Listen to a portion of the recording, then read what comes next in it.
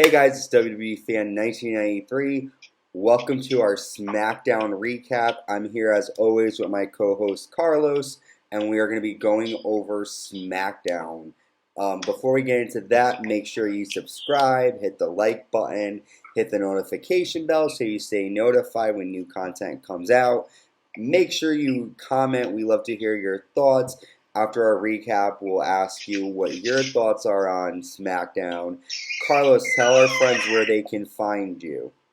Hey, what's up, guys? It's Carlos here. You can find me on Instagram, all about WWE 2020.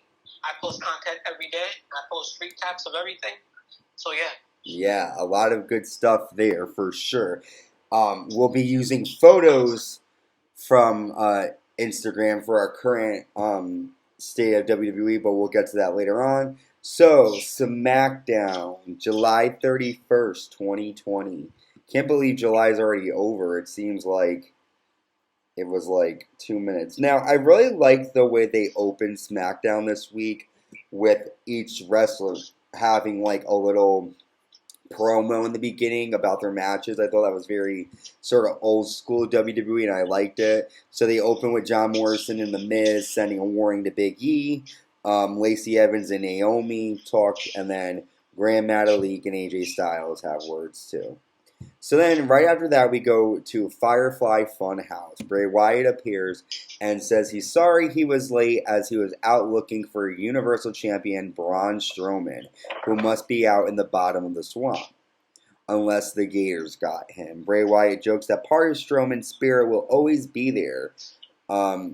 Bray makes it clear that he never wanted to hurt Strowman. Now he wants Strowman, and something Strowman has. Until he gets what he wants, none of you are saved. And then we get flashes of the Fiend, and Wyatt looks straight ahead and says, "Let me in." Snaps out of it and waves goodbye. What did you think of this segment? I felt like that was really, so like towards the end of the show, that was a real, like, kind of like story builder when he said, nobody is safe until he gets what he wants. Yep. And later on, he definitely showed it, and I was not expecting it. But yeah, I enjoyed this segment too. I do like this Bray Wyatt, so I'm happy that they're continuing on. So very good. So now we open with the WWE Intercontinental Title Championship match. The champion AJ Styles taking on Gran Metalik, and Gran has Lince Dorado out there with him for this match. It was a pretty good match. I enjoyed the high-flying maneuvers. AJ Styles ended up winning after putting Metalik in the calf crusher, and after the match he held it on. And then after the match, AJ Styles attacks Lince Dorado. Then he drops Lince in the middle of the ring with Styles Clash. So AJ Styles picks up the victory, attacks his opponents later on. Decent match. What do you think? It was really decent. It wasn't the greatest. I would have rather somebody else fought AJ Styles for the championship. But it was still a good match. You know, it was a little bit of a push for Metalik. Yeah, I just wish that they, because what was it? I feel like they were saying this is going to be one of the greater matches, and it, to me, really wasn't. So I kind of wish the hype was a bit more lived up to, but it's all right. AJ Styles is still great. Metalik still looked good, so it's fine. So we go backstage, and King Corbin walks up to Shorty G. Corbin tries to talk G up, saying he could have been out there competing. Shorty G says, so now we're just supposed to be friends.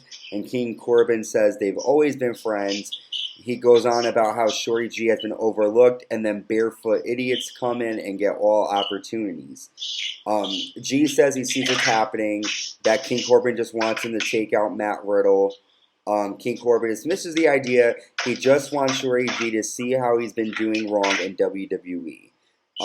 But King Corbin does say that the King's ransom is still on the table, and there for G if he wants to be the one that takes Riddle out. So basically, King Corbin's talking up Shorty G, telling him, hey, look, you know, you're being overlooked by idiots, and now the ransom's still there if you want to take it. What do you think? That was really one of the better segments of the show. I really liked it. it really shows how it looked like before that all happened, Shorty G really he was about to fight him because he wasn't that's the last person you would expect to just come up to him and try to talk to him. Yeah. We'll talk more later on because it plays out later. So then we see Jeff Hardy. He's greeted by several superstars and officials. Otis hugs him and others congratulate him. And then Jeff Hardy comes out to the ring. He says he hasn't felt this good in a long time. These past months with Sheamus have been tough as he has been a constant reminder with how dangerous his demons can be. Jeff says sobriety will be a never-ending challenge and he has to face it every day. Beating Sheamus in the bar fight was a reminder he's on the right path. Jeff says he's an alcoholic, but he's much more than that. He's a loving father, husband, and he's a WWE superstar. He says he gets to perform in the ring for the fans, and he loves that. Jeff goes on and says he never wants to let anyone down again. The struggle is real, and he will fight it every day, but he's grateful to be here. Then King Corbin comes out. He says he's tired of hearing Jeff talk about his sobriety. He says Jeff is a charismatic enigma. What's up with all the crying and whining about recovery? Corbin goes on and mentions the problems with Matt Riddle. King Corbin says he feels like he's losing his mind, like his kingdom is an insane asylum. Jeff Hardy says maybe the real problem is King Corbin. Corbin keeps on making fun of Jeff as Jeff shakes his head. All of a sudden, Drulak comes out and attacks King Corbin, and we go to a commercial. What did you think of that segment? Very long. Why does King Corbin have to be such an ass? I swear. King Corbin is such an ass to everybody. He's like the person that people love to hate, honestly. Yeah, well, I wasn't expecting that, him to interrupt Jeff Hardy. That was a little bit of I thought Sheamus would have continued their feud. Yeah. That was a pretty good segment. Yeah, good to kind of get them to see what happens. So then we're on to King Corbin against Drew Gulak. Pretty good match as well. It was fairly quick. Yeah, it was. It pretty was. Corbin hits a deep six, and then Matt Riddle comes out on the stage. King Corbin's distracted, but he goes over and he hits an end of days for the win. After the match, Riddle rushes to the ring and goes to work on Corbin. Shorty G makes a save from behind and ends up hitting a big German on Riddle, dropping him on his head. Shorty G stands tall and looks back at King Corbin as the crowd boos. G motions to King Corbin for the money. And they both make a gesture for money, and basically King Corbin rants about this being his kingdom.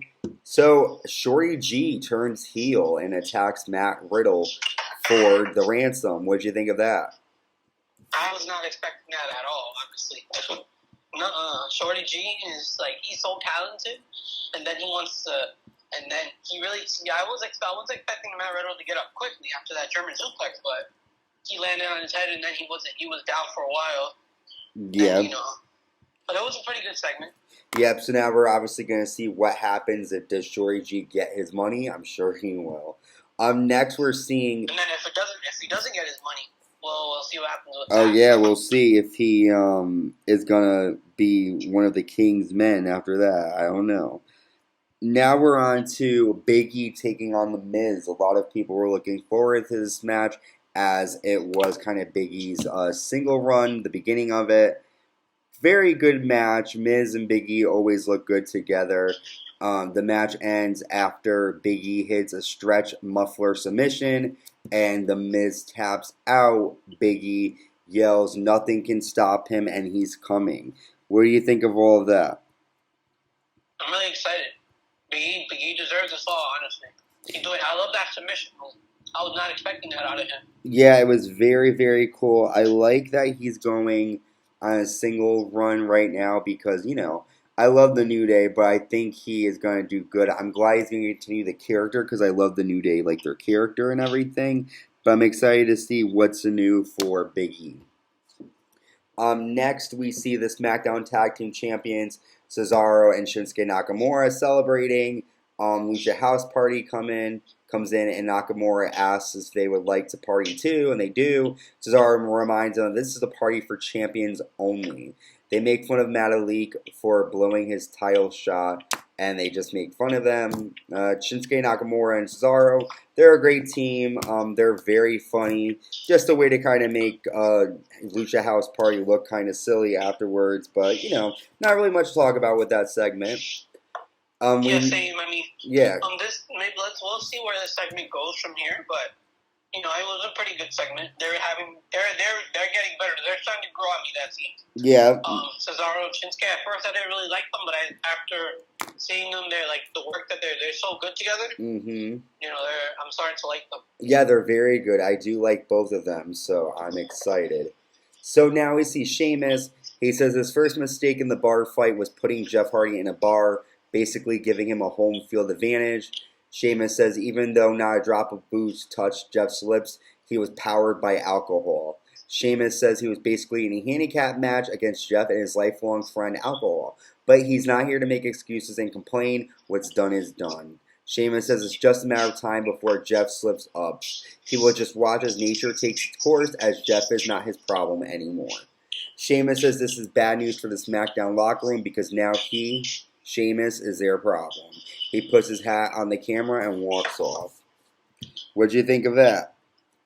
Honestly, I like Sheamus and all, like when he first started, but he's just, you know, it's like, I don't know why they brought up that segment about like the whole storyline with Jeff Hardy, like his sobriety and stuff. That was really uncalled for. Yeah. That whole storyline. But, you know, yeah, I think Sheamus is going to be doing big things in the near future. Yeah, I agree. We're gonna see who the next challenger of Sheamus will be, and I think we'll be very good. We'll see what happens. Next, we have Naomi taking on Lacey Evans after kind of like a little grudge match after the two of them were going at it the past couple of weeks. So basically, Lacey Evans comes down and makes fun of the Naomi deserves better hashtag and says she will really make everyone feel sorry for Naomi tonight. The match starts, and it's a pretty decent match. And Evans goes for the woman's right, but Naomi counters it and backslides her into a 3 count. So this was a pretty good match. Naomi always looks great. I love Naomi, so I'm glad that they're putting her more in the center. What do you think? Honestly, I felt like Lacey Evans should have had the win, honestly. Yeah? Because like she has like so much momentum right now, I feel like she'd be pushed a little bit more. Like she should be Naomi's good, but I would have thought since what happened last week, like when Naomi pushed her and then like had the makeup like all smudged it in her face, I would have thought that Lacey Evans would have got the like payback with tonight. I mean on SmackDown. You know, I'm always glad with Naomi. She's really talented. Yeah. In her work in the ring, but I would have thought Lacey Evans would have got the payback this on SmackDown. Yeah, I hear you. I agree. Like maybe if like Evans was to like steal a victory or something. Yeah, I do like Naomi, and I do think the reason why they're pushing her is because a lot of the fans like want to see her in a main event spot. But, you know, Lacey Evans is there. But also, you got to remember, she kind of was in the main event last year at Extreme Rules. So, you know, it kind of ebbs and flows for her. But Lacey Evans is great, too. Next, we go backstage to Mandy Rose and Otis. Mandy Rose says it feels like a long time since they've had a proper date. She's booked a table at Otis's favorite barbecue spot, a table in a back so no one can see how much they eat. She goes on teasing him with a description of peach dessert and his loving it. She tells him to go get ready, she will do the same, and then they will meet back here.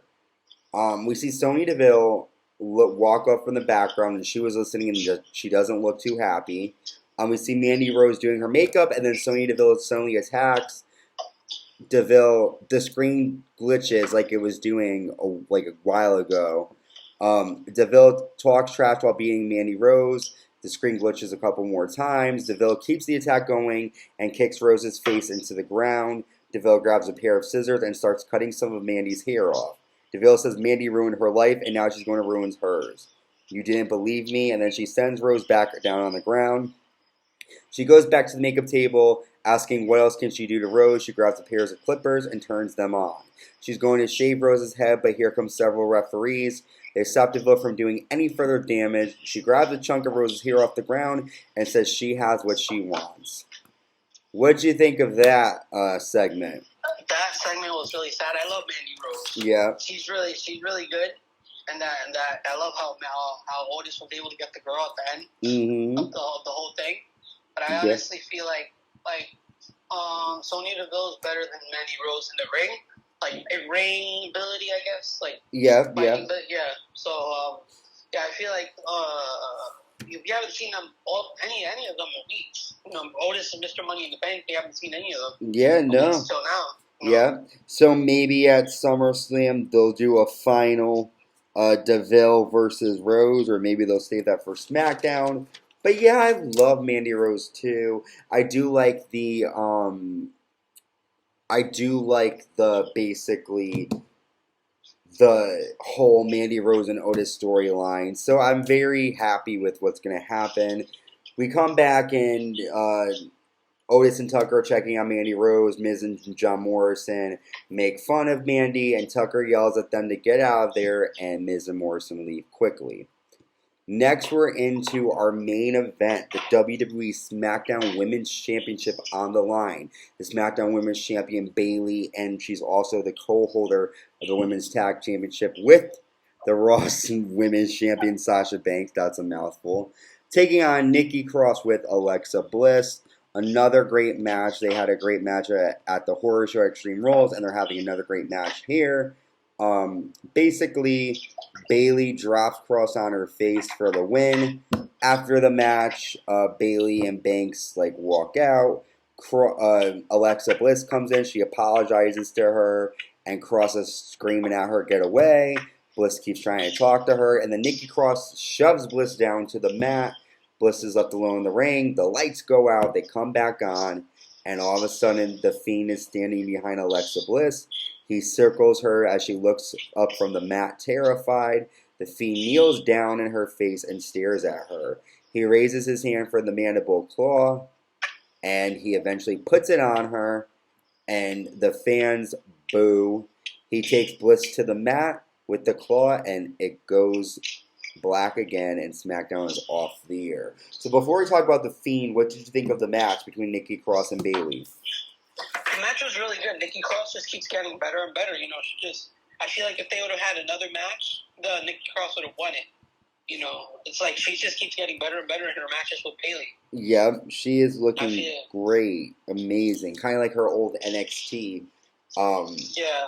I kind of had a feeling Bayley was going to win, but the outplay, the afterwards, what happened after the match, I thought Nikki and Alexa were going to get into it, so I was very surprised when what actually went down. So, what did you think of the Fiend attacking Alexa Bliss? I loved it. Oh my god, I loved the segment, but I was just so mad that nobody came out to help her. Like what the hell? Yeah, I was screaming insane, too. But it just shows how good of an actress Alexa Bliss is. She was so scared. You saw it in her face. She was terrified. Yeah. Well, Alexa Bliss. She would have been like, oh, we outside. Yes. The theme was like, oh, you never came back with me. I thought you were Sister Abigail. And in that song fight when she showed up. Yeah. And she was acting. She never even mentioned it. She was acting like nothing ever happened, I guess. Yeah. So I guess that was his way of saying, "You're coming with me now." Oh Lord. Yeah, and I think Alexa Bliss, because of her size and just she kind of you would feel bad if you saw any woman like that happen to, but Alexa Bliss just seems so innocent now. Or I feel like maybe this could happen. I may be wrong, but maybe Braun Strowman. You know how he said Braun Strowman's soul will always be in the swamp. Yeah. And he won't come back the same. I guess maybe what will happen is they're gonna fight at SummerSlam. Then if he loses, he's gonna take Braun Strowman. Then Alexa Bliss and Braun Strowman are gonna be in the Wyatt family, with the Fiend, and then they're both gonna be together. All three of them. That could happen. But I also... Braun Strowman's not going to come back the same. Yeah. He's going to be a whole different man. He might go after Bray Wyatt, but he's going to be a whole different. I feel like they're going to bring him back as a zombie or something stupid. But we will see what happens when it happens. Yeah, I like The Fiend. I thought this was a very good ending. It kind of reminded me of the Attitude Era. So it was nice to see them do that. This SmackDown was pretty good. It wasn't the greatest, but it wasn't bad. I give this one a 7 out of 10. Again, a couple of weeks. So this is it for our SmackDown recap. Make sure you subscribe, hit the like button, hit the notification bell. Make sure that you comment, let us know what you're thinking. How did you like this SmackDown? Did you enjoy what was happening? Let us know in the comments. Thank you for tuning in, and we will see you all soon.